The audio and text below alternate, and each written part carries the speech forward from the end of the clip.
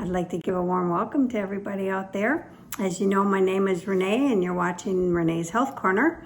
And believe it or not, God really does care about your health. Last year, just about anywhere you looked, sickness and disease was on the rise. In the United States, someone had a heart attack every 40 seconds. 1.4 million Americans are diagnosed with diabetes every single year. And 1 in 2 people will get cancer in their lifetime. There's also a rise in the number of strokes per year, gastrointestinal problems, lung conditions, lupus, multiple sclerosis, and a host of many other diseases. The question is, why? Well, many people believe God is to blame, but is that really the case? In 3 John verse 2, we're told that God wants us to prosper and to be in health. So if he wants us to be in health and disease is more rampant than ever before, we need to investigate and figure out what's going on. Now, I'd like to bring something to your mind for just a moment, something we've all learned in our lives at some point growing up, and that is in the world we have many different types of laws. We have civil law, natural law, the law of physics, sanitary laws, the laws of gravity, etc. Take the law of gravity, for example. We all know that what goes up must come down. Well, there's other laws known as natural laws. And when these laws are neglected in any way, the result is sickness and disease. And over a period of time of neglecting these natural laws, more severe diseases like cancer can set in. So anyway, all the information that I'm going to share with you today is supported by the Bible, the Spirit of Prophecy, and good medical science. Good medical science is science that agrees with God, the Bible, and the Spirit of Prophecy. If it doesn't agree with the Bible and the Spirit of Prophecy, it's not good science. So anyway, I don't ask for you to purchase anything. I just ask that you have a good listening ear so that what you learn you can share with others, and maybe you can help someone with something that they have someday to help them get better. Now, I've been covering the subject of nutrition, which I said is going to take a while because there's a lot to cover in that. Last time I went over the dangers of flesh food, and today's video is going to be the subject of breakfast, the most important meal of the day. Now, in the Bible, we're counseled to eat that which is good in Isaiah 55:2, and the word good means that which is best. Now, I want to share a couple quotes with you before I get started. Psalms 103:4-5 says, "Who redeemeth thy life from destruction? Who satisfieth thy mouth with good things?"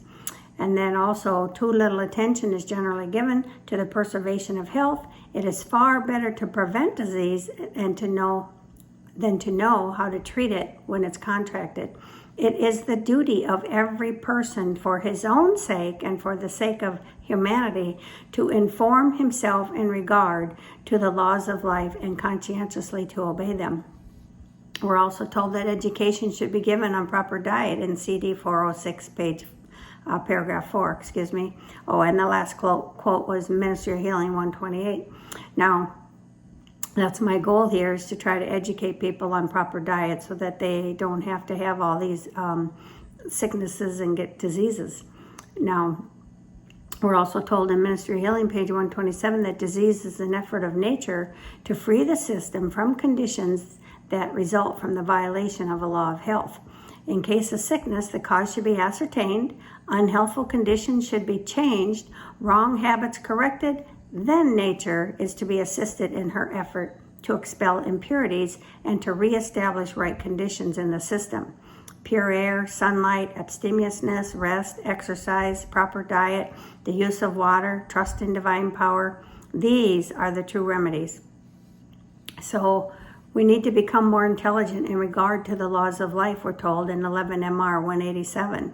And we're also told it is the duty of every person for his own sake and for the sake of humanity to inform himself in regard to the laws of life and conscientiously to obey them. And we should educate ourselves not only to live in harmony with the laws of health, but to teach others a better way, and that's CG 361, paragraph 2.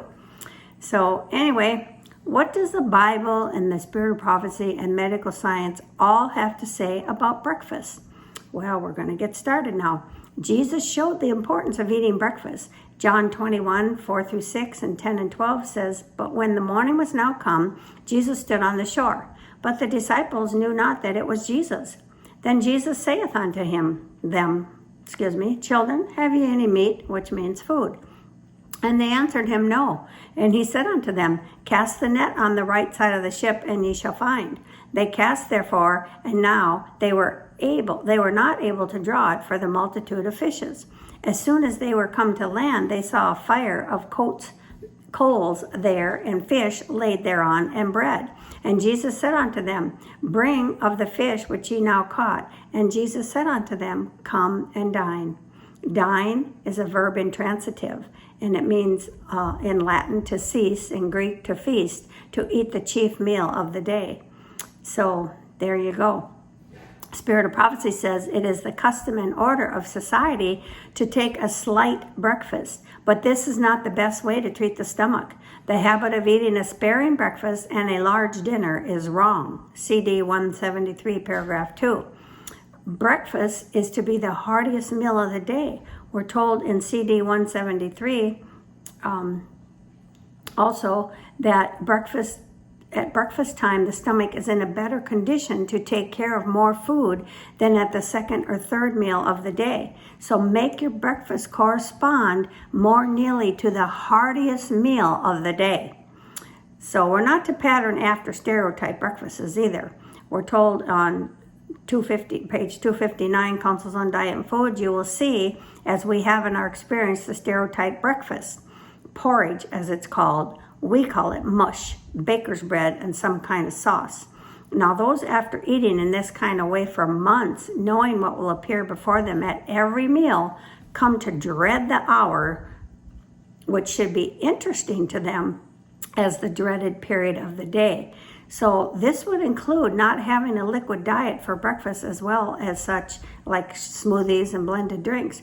I mean, it's okay once in a great while, but many, many people do it day after day after day, and that's not good. And Counsels on Diet and Foods, page 105, says, You have educated the stomach to this kind of diet. This, your judgment has taught you, was the best because you realized the least disturbance from it. But this was not a correct experience. Your stomach was not receiving that vigor that it should from your food.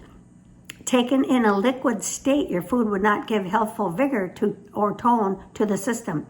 You should educate your stomach to bear a more solid diet. So there you have it from the Spirit of Prophecy, not to be doing all this liquid stuff for your breakfast all the time. We're not to have mushes and porridges day after day. Some people eat oatmeal every single day. That's not good either. Not that it's wrong to have oatmeal, but not every single day. We need solid foods in the morning, and it helps also with having good bowel movements. So we're not to eat bread only as a meal and drink coffee. Counsel on Diet Foods, page 105 says, living principally on coffee and bread was not health reform. So why do most people skip breakfast anyway? Well, Ministry of Healing, page 303 says, as a result of eating late suppers, the digestive process is continued through the sleeping hours. But though the stomach works constantly, its work is not properly accomplished. The sleep is often disturbed with unpleasant dreams, and in the morning, the person awakes unrefreshed and with little relish for breakfast. When we lie down to rest, the stomach should have its work all done. That is, as well as the other organs of the body may enjoy rest. So another reason people skip breakfast is because they wake up late maybe and they're in a big hurry and out the door. They don't get up in time to prepare a nice breakfast. And we shouldn't send our children to school without breakfast either. Many children go to school without breakfast. CG's, which is Child Guidance, page 390 says, your child, never let her go from home to school without her breakfast. So anyway, CH 566 says our workers should use their knowledge of the laws of life and health. They should study from cause to effect, read the best authors on these subjects, and obey religiously that which your reason tells you is truth. In other words, if you have a good medical science article about good foods for the brain and it lists blueberries, grains, nuts, etc., and even fish, we know, according to the spirit of prophecy, we're not to eat fish. So disregard that part about the fish, but glean all the other information, because blueberries and grains and nuts are excellent for us. So even medical science has articles regarding how important breakfast is and not to skip it. On Yahoo, it says, have you ever heard anyone say that breakfast is the most important meal of the day? Well, if you have, know that they're right. Breakfast truly is the most important meal of the day. Here are 5 reasons why you should join the millions of people who eat breakfast each and every morning. Okay? Reason number 1, there's a brand new day ahead of you every morning, and eating breakfast can help you to have a great day. Our bodies cannot run on empty until lunchtime. How many people eat a really healthy breakfast? Well, when our bodies do not have proper nutrition, they do not function to their fullest. You're probably thinking about food about 10 o'clock in the morning, and stomach's grumbling and complaining it's hungry, and you're like, oh, I got 2 more hours till lunch, or whatever, whenever your lunchtime is. And so we don't feel good if we don't eat breakfast. No one wants to not feel good half the day, and we're not as productive either when we feel like that, okay? Reason number 2, our energy level. Breakfast gives our bodies nutrition and substance. This is where our energy comes from. People who don't eat breakfast have considerably less energy than people who do eat breakfast. Think about it. Breakfast is a meal after dinner. We eat dinner, then sleep through the night. That's 8 or more hours without eating. Our bodies need to be nourished in the morning. They've gone without food for hours. If we don't eat in the morning, our bodies aren't able to produce the energy we need for the day. Okay? Reason number 3, concentration. People who do not eat breakfast often have a hard time concentrating. They also have difficulty learning because they are scatterbrained. People who do eat breakfast tend to be much more focused on the task at hand, and they do not have trouble concentrating nearly as much as those who do not eat breakfast. We think a lot each day, and this is really, really something that we need to think about if you're not eating breakfast. Okay, reason number 4. Your mood. Did you know that hunger can cause mood swings and irritability? So can running on empty. Your body is lacking something. This affects your whole system. People who do eat breakfast tend to be much less irritable than those who do not. They tend to be in a better mood.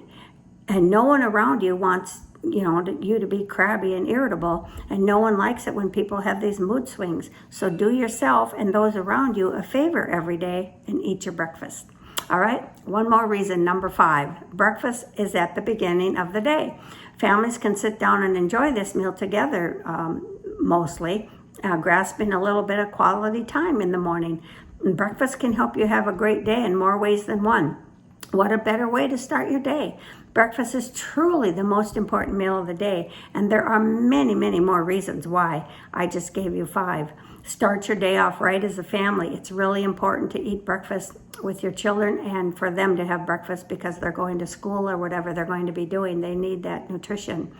And so anyway, you can be a good example by eating with them. All right, now here's some of the dangers of skipping breakfast. It causes you to eat later in the day. It causes people to exercise less. They get fatigue, fuzzy thinking, headaches, heart problems, high cholesterol, increase alcohol consumption, increases their smoking if they're smoking, increases the chance for tooth decay in children, increases stress levels, and lack of memory recall, low blood sugar, nutritional shortcomings, obesity, and weight gain. Now, there's going to be some links below where you can read some of this about the dangers of skipping breakfast. I'll have the links below. And then also now I'm going to tell you about the benefits of eating a healthy breakfast. We've covered some of that, of course, but it aids in weight loss, makes you more alert, it balances your blood sugars, you have better hand and eye coordination, better problem-solving skills, decreases your stress levels, gives you energy, improves your memory and your concentration, improves performance in the class and when taking a test, those who are in school. It lowers your cholesterol levels, makes you more creative, more physically active, and more productivity. Okay, I'll have some links below too that you can read about the benefits of eating a healthy breakfast.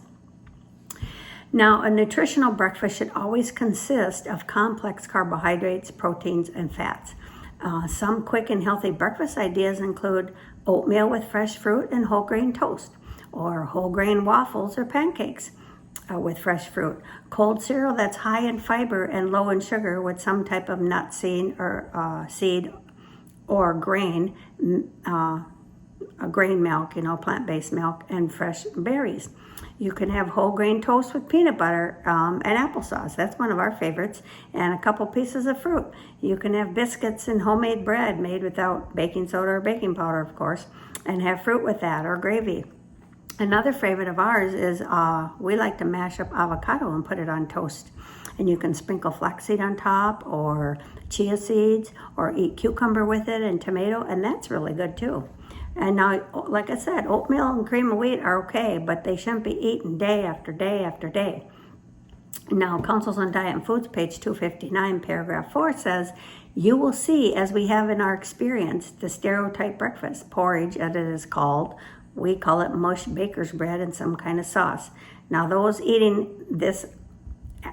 after eating in this kind of way for months, knowing what will appear before them at every meal, come to dread the hour, which should be interesting to them as the dreaded period of the day. How do you think your children would be excited when they come to the table and it's like oatmeal again or toast again? I mean, it doesn't matter what it is. You don't want to eat the same thing day after day after day. Have a variety. Okay, and then we talked about a liquid drink and some type of bread isn't sufficient for breakfast. A lot of people have a piece of toast and a cup of coffee or a cup of juice. That's not sufficient. Here's a quote. CD 105 paragraph 3 says, their breakfast consisted of coffee and bread with the addition of prune sauce. This was not healthful. The stomach after rest and sleep was better able to take care of a substantial meal than when wearied with work. So choose your breakfast recipes such that they focus on a blend of protein and carbohydrates. Hearty carbohydrates will give that boost of energy to jumpstart your day. A mix of protein will be the staying power to keep your body going strong over the next 5 or 6 hours until lunch.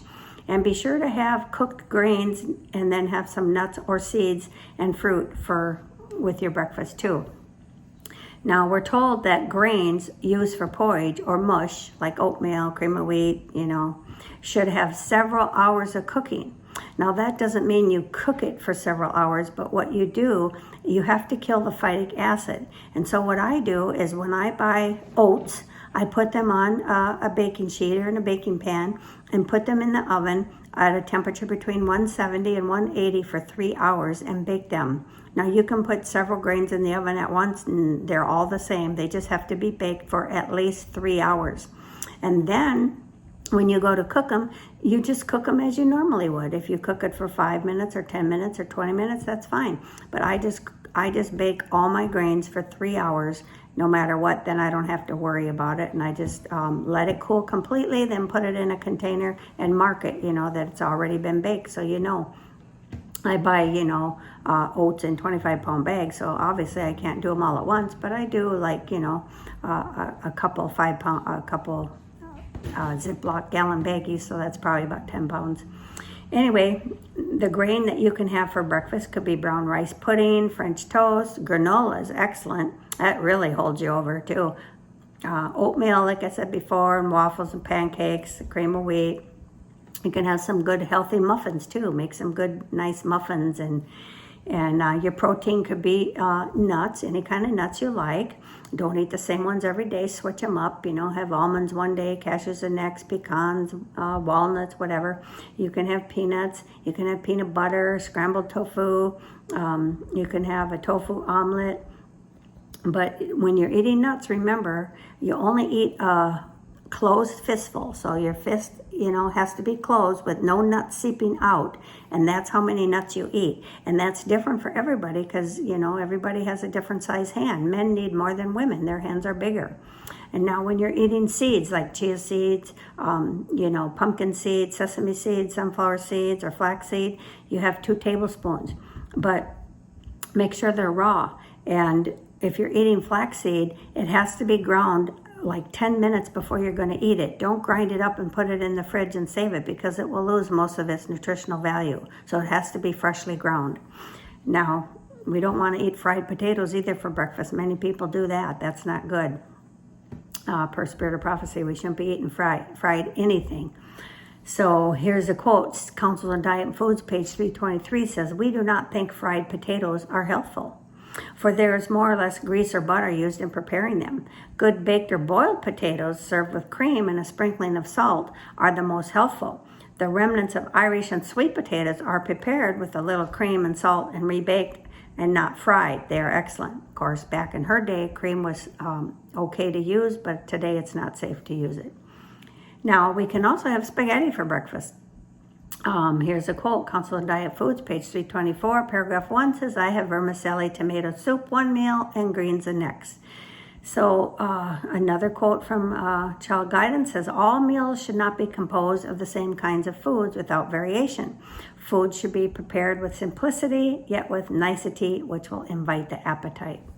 Okay, so as I said before, you can have, here's some breakfast ideas. Cashew barley pancakes, orange blueberry pancakes, blueberry muffins. You can have banana muffins. You can have, crepes, apple oat waffles, French toast, granola, cold cereal. You can buy a lot of healthy cereals out there. There's a lot of good cereals out there that aren't full of sugar. And if they are sweetened, they're sweetened with unrefined sugar. You can have scrambled tofu or breakfast burrito. You can have, take that tofu and wrap it up in a tortilla and put some tomato on it or whatever, You can also have crisp, different kinds of crisp, apple crisp, blackberry crisp, cherry crisp, peach crisp. You can make your own vegan yogurt. There's recipes out there to make yogurt, and you can put fruit in that. You can also have, like I said before, biscuits and gravy, muffins, date muffins, banana muffins, cornbread muffins, and then put some maple syrup on with some homemade butter or some jam or whatever you like. And you can have apple turnovers, lemon pie, banana splits. I have a recipe for banana splits where you put oatmeal in the bowl. Then you put 3 different kinds of fruit like blueberries, strawberries, pineapple. Then I put some carob sauce that I make on top and sprinkle some peanuts and some whipped cream. And that is delicious. And that's a very healthy, nice breakfast. You can have pineapple cheesecake for breakfast. You can have millet, that's another excellent grain to eat. And you can even make some breakfast bars. There's different kinds of breakfast bars you can make. I'm going to find it. You can have granola bars or date squares or pineapple date squares. Those are good. You can have apple oat bars, blackberry bars, fruit and oatmeal bars. Another one is called Forever Young bars, but I'd have to give you that recipe. But anyway, there's lots of things you can do for breakfast. Another thing you can do for breakfast is a vegetable meal. I do that sometimes, especially in the summer. I don't want to eat vegetables in the afternoon. In the afternoon, when I have my second meal, I want watermelon or cantaloupe or some kind of fruit, something that's more not so hot, when it's 90 degrees outside. I'll have my fruit meal in the afternoon and eat my vegetables in the morning when it's cooler. Something else to keep in mind, large population studies show that those who eat breakfast daily live longer than those who tend to skip breakfast. Don't you want to live longer? Eating regular meals, especially breakfast, every day is a good health habit. Breakfast kickstarts your metabolism, provides fuel for your mind, cuts down on snacking. You don't need to snack if you have a good breakfast. You shouldn't be snacking anyway. It's not healthy.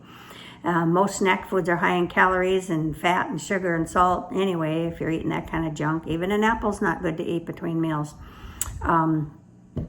So some people skip breakfast in an effort to lose weight, but the practice is more likely to cause weight gain than weight loss. Skipping breakfast is strongly linked to the development of obesity.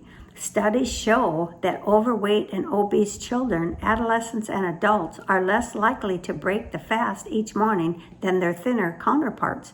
And that's from WebMD.